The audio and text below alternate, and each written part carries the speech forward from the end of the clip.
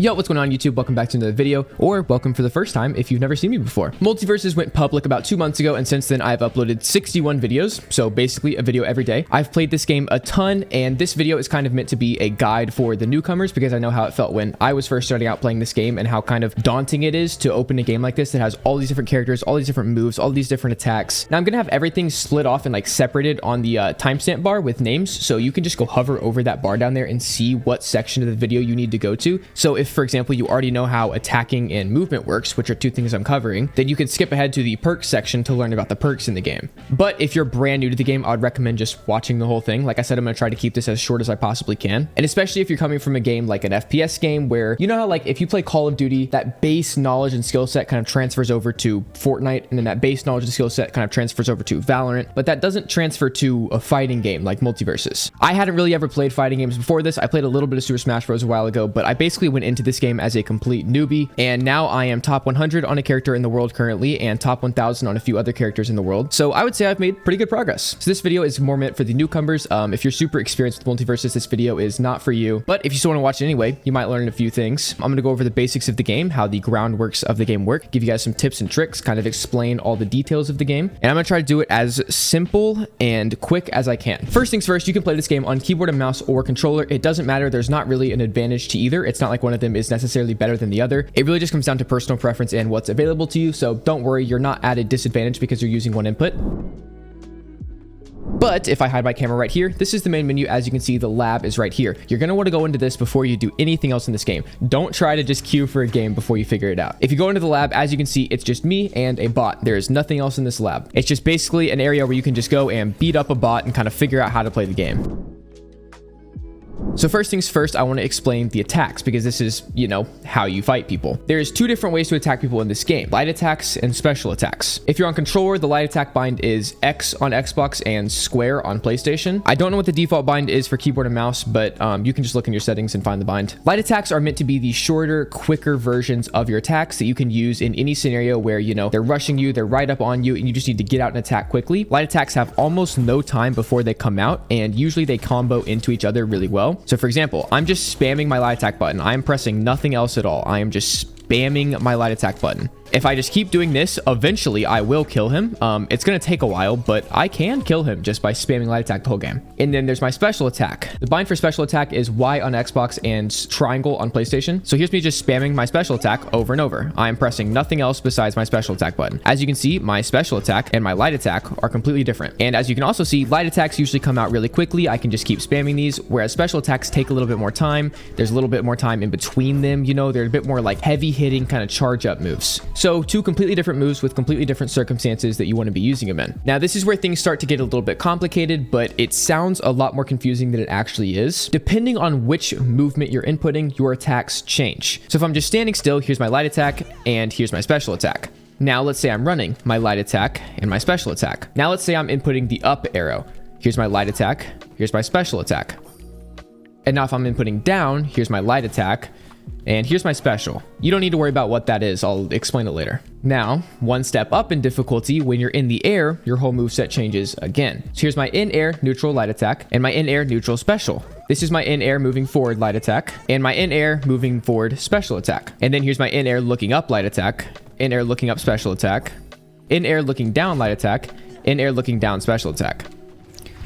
You don't need to worry about what exactly all of these are. Just know that they're different. Every single character in this game will have different light attacks, different special attacks. So there's not much point in me showing you the moves for this specific character, which is Finn, because if I go and switch to a completely different character, like let's say Arya, all of my moves will change and I suddenly have a completely different kit of abilities that I can use. That's the beauty of MultiVersus. Every single character has entirely different moves. Depending on who you pick, your whole gameplay will change. But now that I've explained the basics of light attacks, special attacks, and different directional attacks, the last thing I want to explain about actually attacking is attack decay, because this is super important in the game. Basically, attack decay is a mechanic that was implemented to stop spam. Spamming is just using the same move over and over, and this can get super annoying if one specific move is very strong on a character. So what it does is it takes your 7 most recent attacks into account. If 4 out of those 7 most recent attacks were the same move, that move gets attack decay applied to it, which makes the move do less damage, less knockback, and it's much harder to kill people with. So for example, if I hit him once, twice, 3 times,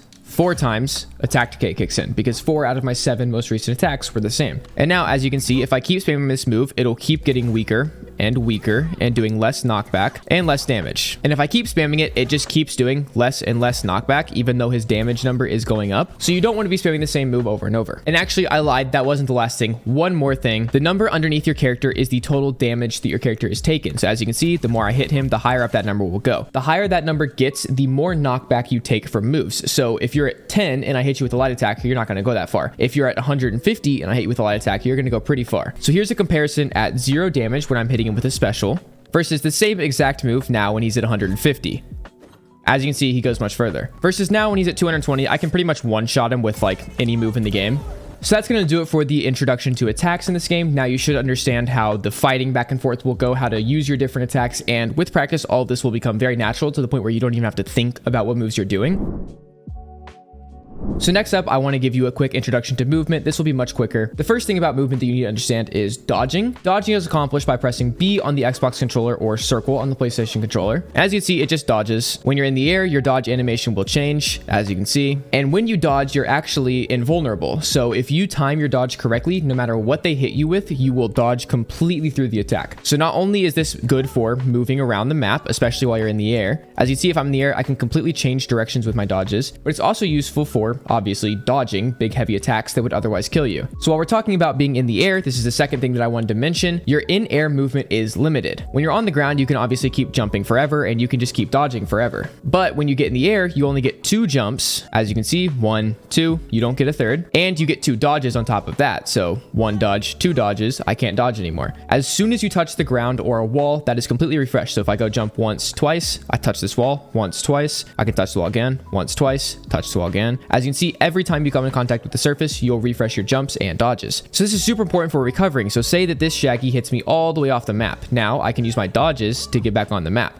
Whereas otherwise, if I just tried to get back up there while moving, I wouldn't be able to, obviously. But if I get knocked off, I can jump, jump, dodge, dodge, and I'm back on the stage. So this is super important for recovery. The blue bar underneath your character is your dodge meter. If you watch as I dodge, this dodge meter will go down. And if I run out, basically all it does is I can still keep dodging. There's nothing in the game that can take away your ability to dodge. However, when this bar is empty, your invulnerability when you dodge is gone. So you can be hit even while you're dodging. This just means that it's more of a movement technique to recover or something, and you can't actually dodge attacks anymore. So this is to stop people that just run around the stage spamming dodge the entire game so that it's really hard to hit them. The last thing I want to mention in movement is knockback influence, which is a little bit complicated. Basically, when you get hit, you can kind of control where you fly to a certain degree. So as you can see, when Shaggy hits me, I can control the direction that I fly in by using my joystick. This is super important because if you just let go of your controller, you're obviously going to die. But while you're flying, you can actually move your joystick and control the direction that you fly in. So if a Shaggy is hitting you across the map, you want to be holding your forward stick as hard as you can so that while you're flying this way, your knockback influence is inputting you this way. This will kind of fight against the knockback a little bit, whereas if you just let go of everything, you'd probably go flying out of the map. That's going to do it for movement though, and I want to move on to the next thing, which is combos. Combos are super simple in theory, but it is what makes MultiVersus. Combos are when you string together a bunch of attacks. The most basic combo in the entire game is just a light attack combo. Almost every character in the game has light attacks that combo with each other. So as you can see, if I just spam my light attack button, it will do this little 3-hit combo. See, 1, 2, 3. If I just hit on nothing, I can show you 1, 2, 3. So the light attacks just combo into each other very well. But you can also combine other moves. For example, I'm going to use an upwards ability and then follow it up with a kick while I'm in the air. That technically is a combo. It's a very short combo. It's only 2 hits, but it's a combo. So now if I get a little more complicated, up, kick, special, that's a full combo that would kill him. Up, kick, special. Now, different characters have different combos that work well for them. So now, as you can see, I'm on Arya, and I'll use my down light, up special, up light, and that's a little 3-hit combo you can string together. And this combo right here wouldn't necessarily work on a character like Finn. So you kind of have to learn the different variety of combos that you can do with your own character. And you can get to the point where you're stringing together some really cool stuff like light attack, up attack, kick, special, followed up with another hit, and that's a kill. As you get better, you'll get way more consistent with these combos, and you can get to the point where you're stringing together some really cool combos like this one that's on screen right now. So now that you kind of understand the basics of the game with the fighting, the movement, and combos, I want to move on to perks because perks is a very unique system that separates MultiVersus from any other fighting game. I'm going to turn off my camera so you can see you get 4 perk slots on every character. This is the same across the whole board. You get to choose a signature perk, which is different on every character. So every single character in the game has a different selection right here. These are perks that are built specifically for that character's kit. So as you can see, this one right here is specific to Finn. This one right here is specific to Finn. And if I switch to a character like Arya, the signature perks have completely changed. These perks are the normal perks, and these are the same across every character. You get this same selection of however many this is across everyone. All of these perks do slightly different things. For example, if I pick a random one, your team receives 10% increased projectile speed. Or a different random one, your team receives 10% increased fast fall speed. As you can see, the game actually sorts them for you, which is really nice. There's utility perks, defense perks, and offense perks.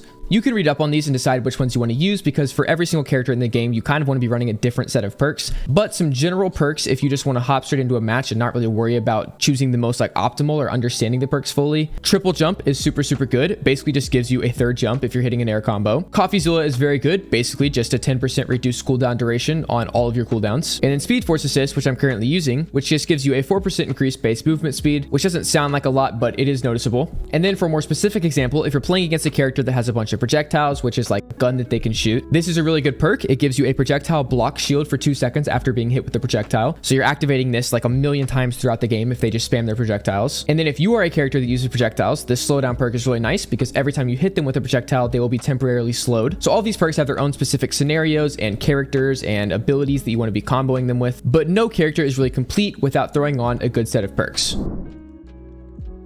Next, I want to dive into the character roster and explain character archetypes. There's 5 main character archetypes in the game right now. At least this is kind of like the community popularized archetypes. This isn't something official within the game, but it's more so just what the community puts every character in. There are rushdown characters, which are the movement speed oriented characters that are kind of going to be running around the map really quickly, hitting a bunch of light attacks over and over, like really fast paced, more assassin feel characters. And then there's projectile characters or mages as the game categorizes them. That's usually what the projectile characters are. These are characters that rely heavily on projectiles and have a lot of abilities that are projectiles, which again is like a gun or something that you throw or some ability that you can like spit out at them. Then there's support characters, which are good in the 2v2 modes that have abilities that kind of help out their teammates, whether it's healing them, giving them a shield, pulling them back to you if they're going to fall off the map. There's tank characters, which are usually slower, have a lot of health, hard to kill, bigger characters. And finally, there's bruisers, which are kind of a jack of all trades combination of all the archetypes that aren't good at anything, but aren't bad at anything. So these are the characters that you can use if you don't really know what role you want to play yet, because again, they're just kind of like the default fighting game characters that don't have anything super special about them. But this is something that you're going to have to find out for yourself. Me personally, I like the more rushdown characters, the assassin characters. As you can see, my Arya is my highest level character. She's my most played by far. And then along with that, I have Finn and Harley, both pretty high level because they're both also assassin characters. But one of my best friends plays bruisers a lot. So it just kind of depends on personal preference and personal playing style.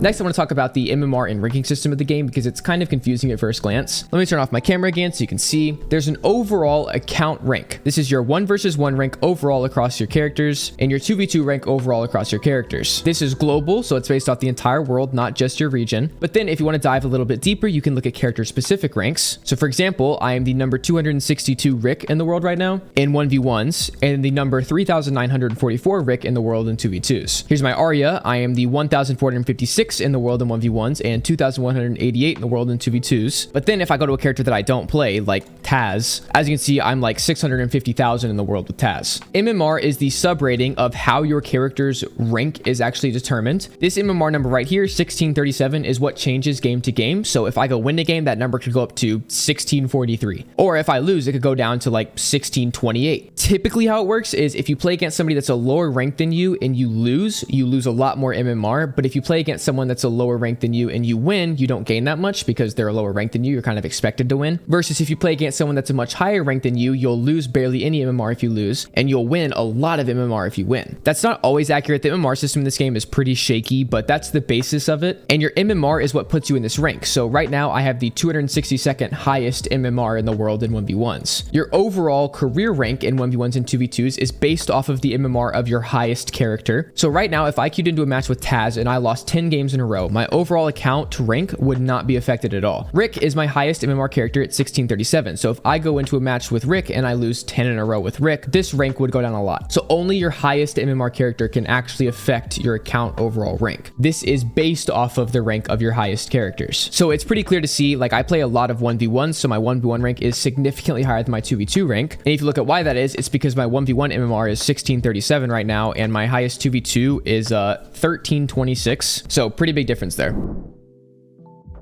Now, for the quickest section of this probably, which is an introduction to the terminology of the game, there's a few kind of important terms that you need to understand that you'll see in a bunch of YouTube tutorials or guides. First off, a stock equals a life. So when people say that they just got a stock, that means that they just killed their opponent once. Or if somebody is getting into a combo and they say, oh my god, they're going to stock me, that means that they're going to kill them. It takes 2 stocks or 2 lives to win a game, so you have to kill your opponent twice or be killed twice. The next terminology is combo, which I've explained already. A combo is basically a string of attacks that you put together, and combos usually work with each other. So for example, hitting them upwards and then using an air attack, because you couldn't use the air attack when they're on the ground, so you hit them upwards first and then use your air attack. So combos are moves that enable you to use other moves and you string them together. And then finally, hit stun. A hit stun is kind of a specific type of combo. So there's combos and then hit stun combos, which are otherwise known as true combos. A normal combo by itself can be dodged out of. So if you hit them with an up air and then hit them with an air attack, typically there's a window of time where they can dodge out of that attack if they press it fast enough. But a hit stun or true combo, which are the same thing, means that they can never dodge out or never input moves. A hit stun combo of 10 hits means that you strung together 10 hits without them ever being able to dodge out. So if they're sitting there and spamming B as fast as they can, they will not be able to get out of your combo. Hit stun combos are the better type of combos, because obviously if you do a combo that isn't hit stun, they can just dodge out of it if they're a good player. But if you perform a hit stun combo, you're guaranteed that amount of damage and they can't do anything about it. But the trade-off is that hit stun combos are much harder to do.